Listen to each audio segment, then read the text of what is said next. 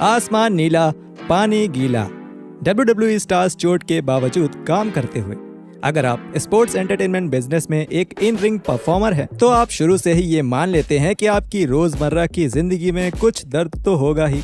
Wrestlers इस तरह से प्रशिक्षित होते हैं कि थोड़ी मुश्किल में भी काम कर सके और the show must always go on वाली मानसिकता से रहें। लेकिन कभी कभी वो इसे चरम तक ले जाते हैं और न केवल हल्की सूजन के साथ काम करते हैं, बल्कि टूटी हड्डियों, फटे टेंडन और हर तरह की चोटों के साथ भी काम करते हैं। मैं हूं एडम पचीटी कल्टहॉलिक रेसलिंग से और ये हैं 10 ऐसे WWE सितारे जिन्होंने गंभीर चोटों के साथ काम किया। शुरू करते हैं। Number 10, Rey Mysterio. पहले तो ये अपने आप में ही बड़ी बात है कि रे मिस्टीरियो अभी भी मजबूती से खेल रहे हैं और लगभग 30 साल से ज्यादा का उनका सुनहरा करियर, जो उनके इनोवेटिव हाई रिस्क स्टाइल के लिए जाना जाता है, अभी भी चल रहा है। पर ये बात आपको और अमेजिंग लगेगी अगर आप उनकी लंबी चौड़ी चोटों की लिस्ट को कंसिडर करें। द मास्क्ड रेसलर को सबसे ज्यादा दिक्कत रही है अपने टूटे घुटने से, जो कि नतीजा है उन सब स्प्रिंग बोर्ड्स और हरिकेन रानास का। 90 के दशक के आखिरी भाग से अब तक उनके बाएं घुटने की काफी सर्जरीज भी हो चुकी है। मिस्टीरियो काफी बार अपनी ACL में चोट लगा चुके हैं और जब वो इसे दरकिनार करके और काम करने की कोशिश करते हैं तो उन्हें ऑपरेशन कराना ही पड़ता है।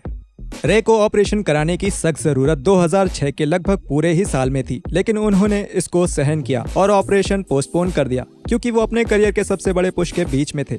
बतौर वर्ल्ड हैवीवेट चैंपियन और फिर चावो गुरेरो के साथ एक टॉप स्टोरी लाइन में मिस्टीरियो ने अपनी पूरी ताकत से उस दर्द में भी काम किया ताकि वो इस पुश से जितना ज्यादा हो निकाल सके जब तक पुश खत्म नहीं हो जाती। आगे जाके भी उन्होंने 2010 और 2011 में भी यही किया, जब उन्होंने 1 साल तक अपनी ACL सर्जरी को टाल दिया। जब तक डॉक्टर्स ने देखा तब तक कार्टिलेज खत्म हो चुकी थी और अंदर हड्डी के ऊपर हड्डी ही बची थी। Number 9, mister perfect. Mister perfect सब कुछ कर सकते थे। एक परफेक्ट गेम स्कोर बाउल कर सकते थे, एक टचडाउन स्कोर कर सकते थे और एक ही बार में गोल्फ का होल हिट कर सकते थे। आप बस नाम लीजिए और कर्ट हेनिंग के अल्टर ईगो वो सब कर सकते थे। जहां एक और मिस्टर परफेक्ट के कैरेक्टर में एक भी दोष नहीं था, वहीं हेनिंग खुद एक इंसान ही थे जिन्हें गेम में बाकी सब की तरह ही चोटें लगती थी, जिसमें से एक खतरनाक चोट उन्हें पीठ पर लगी ब्रेट हार्ट के खिलाफ अपने इंटरकॉन्टिनेंटल टाइटल डिफेंस से पहले 1991 के समरस्लैम में। उस मैच के पहले कर्ट की टेलबोन टूटी हुई थी और एक बल्जिंग डिस्क भी थी। उन्हें ज्यादातर रिंग से बाहर ही रखा गया, बस कुछ हल्के फुल्के मैचेस खेलने दिए गए जहां उन्हें ज्यादा कुछ नहीं करना था। इससे ये तो हुआ ही कि उनकी चोट और ज्यादा गंभीर नहीं हुई, लेकिन वो फिर भी अपने और द हिटमैन के मेडिसन स्क्वायर गार्डन में होने वाले मैच के समय काफी दर्द में थे। मुझे तो ये बहुत ही हैरान करने वाला लगता है कि ऐसी हालत में हेनिंग कोई भी मैच खेल पाते, लेकिन उन्होंने तो एक ऐसा 5 स्टार क्लासिक मैच दिया जिसने ब्रेट का करियर लॉन्च कर दिया। ये तो परफेक्ट है ना? पर उस मैच के बाद हेनिंग को अपनी चोटों की वजह से थोड़े समय के लिए रिटायरमेंट लेना पड़ा। Number 8, the Undertaker. सच कहें तो शायद ही कोई ऐसा दिन रहा होगा उनके 30 साल के शानदार करियर में जहां द अंडरटेकर किसी तरह के दर्द या चोट में काम नहीं कर रहे होंगे। उन्हें काफी समय ऑफ लेना पड़ता था अपनी सर्जरीज के कारण और उनसे उभरने के लिए, पर उन्होंने काफी रेसलर से काफी ज्यादा बार बहुत गंभीर चोट लगने के बाद भी काम किया है। उनकी सबसे गंभीर चोट में से एक थी उनकी फ्रैक्चर्ड ऑर्बिटल बोन। ये चोट उन्हें 1995 में लगी थी जब किंग मैबल से अपनी लेग ड्रॉप लैंडिंग गलत हुई और उन्होंने द अंडरटेकर का चेहरा कुचल दिया। बड़े नामों की कमी और कंपनी के पैसे की कमी की वजह से टेकर को ऐसा लगा कि उन्हें WWE में रुकना ही पड़ेगा और उन्होंने अपना काम जारी रखा। हाँ, पर एक बदलाव हुआ था। अब अंडरटेकर एक प्रोटेक्टिव मास्क पहनकर फाइट करते थे। उन्होंने अपने लिए अलग से एक customised Phantom of the Opera style का मास्क बनवाया था और उन्होंने उस मास्क को काफी महीनों तक पहना, जब तक आखिरकार ब्रेट हार्ट ने उस मास्क को उन दोनों के बीच हुए 1996 के रॉयल रंबल मैच में उतार नहीं दिया। बदकिस्मती से द फिनम को फिर से वही चोट 2010 में लगी, लेकिन अब की बार उन्हें रे मिस्टीरियो ने चोटिल किया था, जो कि मानना काफी मुश्किल है। उस चोट की वजह से उन्हें आज भी दोहरा दिखता है। Number 7, John Cena.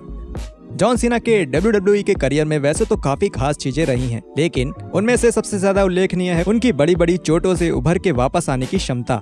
फटे हुए पेक्स हो या टूटी हुई गर्दन, आप बस नाम लीजिए और बिग मैच जॉन के लिए ये सब कोई बड़ी बात नहीं है, जो उस चोट से जल्दी ही उभर जाते हैं और तो और वो जल्द से जल्द रिंग में वापस आने को अपनी जिंदगी का मकसद बना लेते हैं, क्योंकि उन्हें पता है कि जिस कंपनी ने उनका नाम बनाया वो उस कंपनी के लिए कितने महत्वपूर्ण है। सीना ने अपने हिस्से की चोटों को झेलकर अपने खेल को जारी रखा है। समरस्लैम 2013 में उन्हें पे पर व्यू का मेन इवेंट मैच खेलना था, जिसमें उन्हें डैनियल ब्रायन के खिलाफ अपना WWE टाइटल बचाना था। सुपर सीना ने अपनी ट्राइसेप की चोट को अलग रखकर एक काफी बेहतरीन प्रदर्शन किया, जिसमें डी ब्राय को एक क्लीन जीत मिली। एक काफी लंबे और जोरदार मैच के बाद सीना बाउट के दौरान एक सपोर्ट पहने हुए दिखे, जो कि उनकी कोहनी के पास एक बड़े से बेसबॉल के साइज के बम्प को छुपा रहा था, जिसे उन्होंने बाद में पोस्ट समर स्लैम रॉ पर सबको दिखाया। WWE यूनिवर्स को ये बताने के बाद कि अब वो सर्जरी और पोस्टपोन नहीं कर सकते और नए चैंपियन ब्रायन की तारीफ करने के बाद सीना ने ऑपरेशन करवाया और उनको 4 से 6 महीने तक रिंग से बाहर रहने के लिए कहा गया। लेकिन सीना तो सीना है, वो 2 ही महीने में ठीक होकर रिंग में वापस आ गए। Number 6, Jeff Hardy.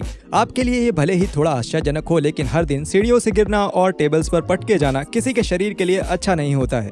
मौत को छूकर वापस आने वाले पलों से भरे अपने लंबे और बेहतरीन करियर की कीमत जेफ हार्डी चुका चुके हैं, मगर ये चौंकाने वाली बात है कि उनकी काफी कम मेजर सर्जरीज हुई हैं। लेकिन सालों की छोटी छोटी चोटों के जमा होने की वजह से ही द कैरिस्मेटिक एनिग्मा को हार माननी पड़ी और यही उनका हार थोड़े साल रेसल करने के बाद WWE छोड़ने का रीजन होता था। और ये सबसे ज्यादा नजर आता है 2009 के गर्मियों में, जब हार्डी स्मैकडाउन के टॉप बेबी फेस थे और सीएम पंक के साथ वर्ल्ड हैवीवेट टाइटल को लेकर उनकी लड़ाई चल रही थी। हार्डी अपने 2006 के कमबैक के बाद से लगातार काम कर रहे थे और उन्हें एक ब्रेक की सख्त जरूरत थी। उनकी गर्दन, पीठ और घुटनों में भी काफी दर्द था और उनका रेस्टलेस लेग सिंड्रोम भी उन्हें काफी दिक्कत दे रहा था। उन्होंने पंक के साथ अपना प्रोग्राम खत्म करने के लिए एक शॉर्ट टर्म एक्सटेंशन साइन किया, लेकिन जब तक उन्होंने कंपनी को छोड़ा तब तक उनका शरीर बिल्कुल बर्बाद हो गया था। और क्योंकि वो हार्डी थे तो उनके आखिरी 2 मैचेस द TLC और केज मैचेस में था। ये दुखद था कि हार्डी ने मजबूरी में पेन किलिंग ड्रग्स की भारी मात्रा से अपना दर्द छुपाया और ये बात उनके WWE यूनिवर्स को अलविदा कहने के कुछ दिन बाद ही बाहर आई। नंबर 5, बिली गन। सन 99 की गर्मियों में एक नाकाम सिंगल्स पुश के बाद बिली गन को द रोड डॉग के साथ द न्यू एज आउटलॉस में वापस डाल दिया गया और इसके बाद दोनों की किस्मत बदलने लगी जब उन्होंने वापस से DX बनाया और साथ ही साथ उन्होंने टैग टाइटल्स भी दोबारा से जीते। दुखद बात यह है कि जैसे ही दोनों सन 2000 के नो वे आउट में द डडलीज के खिलाफ अपना टाइटल डिफेंड करने जा रहे थे, बिली को उनके रोटेटर कफ में चोट लग गई। ये हुआ पे पर व्यू से 5 दिन पहले एक स्मैकडाउन टेपिंग के दौरान, जब गन ने बबा को एक टेबल के बीच से एक बेहतरीन फेम असर दे दिया। मिस्टर एस की खुशकिस्मती थी कि वो पे पर व्यू शोडाउन छोटा ही रखा गया और उनके पार्टनर ने मैच का काफी भार संभाल लिया, जबकि गन को काफी समझदारी से ज्यादातर बाहर ही रखा गया। लेकिन वो फिर भी उस रात काफी दर्द में थे और अपना बायां हाथ हिला भी नहीं पा रहे थे। लेकिन ये उनकी दिलेरी है कि वो इस मैच के लिए आए और ऊपर से उन्होंने अपना फिनिशर भी हिट किया। मैच के खत्म होने से पहले बबा ने बिली को एक लीड पाइप से मारा ताकि उसके बाद अगर बिली गायब भी हो जाए तो किसी को शक न हो। सच कहूँ तो गन को इस मैच में आना ही नहीं चाहिए था, लेकिन जैसे एडवर्टाइज हुआ था वैसा ही हुआ और उन्होंने हिम्मत दिखाते हुए मैच में हिस्सा लिया। Number 4, Kurt Angle. The broken freaking neck का सबसे अच्छा एग्जाम्पल बुलाए जाने वाले एंगल का समय उनकी प्रो रेसलिंग जर्नी शुरू होते ही कम होने लगा था। अपनी लगातार गर्दन की दिक्कतों के बावजूद भी एंगल ने बहुत ही तगड़े तरीके से रोस्टर में अपने पहले कुछ सालों में काम किया, जिसमें उनका स्केड्यूल काफी बिजी था और हर मैच में बेल से बेल बजने तक उन्होंने अपना 100% दिया।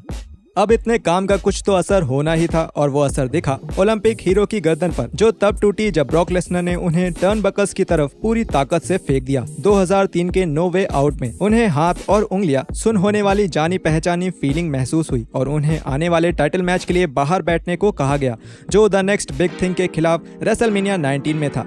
लेकिन कर्ट ने अपनी मेहनत से जीती हुई बेल्ट छोड़ने से बिल्कुल इनकार कर दिया और उन्होंने प्रॉमिस किया कि वो रेसलमेनिया के शो स्टॉपर मैच में पूरी हिम्मत से लड़ेंगे। मैच में जाने से पहले एंगल को पता था कि एक गलत झटका उन्हें व्हील चेयर में डाल सकता है, पर चमत्कारी ढंग से उन्होंने ये बाधा पार की और सच में लोगों को लेसनर के लिए ज्यादा डर लग रहा था, क्योंकि उनका शूटिंग स्टार प्रेस मूव थोड़ा गलत हो गया था। शो के बाद जब कर्ट के शरीर से एड्रेनालिन उतर गया और वो नॉर्मल हुए तो उनका पूरा शरीर बिल्कुल टूट गया और 10 दिन बाद उन्हें सर्जरी करानी पड़ी। Number 3, Steve Austin. Summer slam 1997 में जब स्टीव ऑस्टिन को उनके सर के बल गिरा दिया गया था, उस पल ने उनकी जिंदगी और उनके करियर को पूरे तरीके से बदल दिया। स्टोन कोल्ड तेजी से कंपनी के बड़े सितारे बनने की राह पर थे और उन्हें उस रात गर्दन पर लगी ऐसी चोट जिससे उन्हें कुछ मिलीमीटर से पैरालिसिस होने से रह गया, कहाँ ही उनको रोकने वाला था। बल्कि अगर बोले तो इसने ऑस्टिन को स्टार बनाने का प्रोसेस और तेज करा दिया, क्योंकि उन्हें रिंग से थोड़े समय के लिए दूर किया गया और इस दौरान के उनके सेगमेंट्स और प्रोमो ने उनको उससे कहीं ज्यादा पॉपुलैरिटी दिला दी जितना वो रेसलिंग करके पाते। इस हादसे ने उन्हें काफी लंबे समय तक गर्दन का दर्द दिया। हालांकि 1999 में उनकी एक बड़ी फ्यूजन सर्जरी हुई, फिर भी वो सर्जरी के पहले और बाद में भी काम करते रहे, हर रोज बहुत ज्यादा दर्द झेलते हुए भी। न केवल उनकी गर्दन की हालत खराब थी बल्कि उनके घुटने और बैक में भी दर्द था। जब वो फाइनली 2002 की गर्मियों में WWE छोड़कर चले गए, जब वो अपने कुछ आखिरी मैचेस के लिए वापस आए तो किसी तरह उनको खेल पाए, और असल में उनको हॉस्पिटलाइज करना पड़ा सीवियर डिहाइड्रेशन की वजह से, जो कि एक हार्ट अटैक की तरह था, अपने रेसलमेनिया 19 के शानदार मैच से एक रात पहले। Number 2, Shawn Michaels. इस बिजनेस के इतिहास में सबसे बेहतरीन और सबसे ज्यादा मेहनती परफॉर्मर में से एक शॉन माइकल्स हर रात शो को अपना बना लेने के इरादे से बाहर जाते थे और अपने निकनेम शो स्टॉपर को वो सार्थक करते थे। लेकिन इसकी कीमत भी उनको चुकानी पड़ी, क्योंकि सालों तक हाई फ्लाइंग मूव्स करने से उनकी बॉडी पे असर पड़ा था। द हार्ट ब्रेक किड ने वैसे तो काफी बड़ी बड़ी चोटों में भी काम किया है, लेकिन 1998 के रॉयल रंबल में जब द अंडरटेकर के साथ WWE शोडाउन में उनकी पीठ एक कास्केट से टकराई तो वो उनके लिए बहुत बड़ी दिक्कत बन गई। शुरू में तो ऐसा लगा कि ज्यादा कुछ नहीं हुआ है, लेकिन कुछ दिन बाद माइकल्स चल भी नहीं पा रहे थे। तब उन्होंने स्पेशलिस्ट की सलाह ली और स्पेशलिस्ट ने उन्हें ये बताया कि उन्हें उनका करियर खत्म कर देने वाली एक पीठ की सर्जरी करवानी पड़ेगी, मगर फिर भी उनको रेसलमेनिया 14 में अपनी बेल्ट स्टीव ऑस्टिन को देनी थी, जो कि उन्होंने एक बहुत ही अच्छा मैच दे के किया। मगर पूरे टाइम उनके चेहरे पे दर्द छलक रहा था और आश्चर्यजनक रूप से वो अपने सेकेंड एक्ट के लिए वापस भी आए, मगर उसमें भी उन्हें कभी कभी अपने पेन बैरियर को भी थोड़ा पुश करना पड़ता था, जिसका एक एग्जांपल 2004 के डेब्यू ट्यूसडे में, जहां उन्होंने एक टॉर्न मेनिस्कस के साथ मैच खेला और उन्हें वो चोट एक रात पहले रॉ में लगी थी। Number 1, Cody Rhodes. मुझे ये लगता है कि बार्नी द डायनासोर को हेल इन अ सेल 2022 के मेन इवेंट में बुक करने का आइडिया एक बहुत दिलचस्प, थोड़ा बोल्ड और बहुत ही रचनात्मक था। अरे नहीं, वो पर्पल चीज तो असल में कोडी रोड्स थे, जिन्होंने उस इवेंट को हेडलाइन किया था, एक ऐसी पेक्टोरियल मसल के साथ जो कि हड्डी से बिल्कुल अलग हो गई थी। द अमेरिकन नाइटमेयर को WWE में आए हुए ज्यादा टाइम नहीं हुआ था, लेकिन उन्होंने अपनी चोट से पहले काफी मोमेंटम बना लिया था। उनका पैक थोड़ा फटा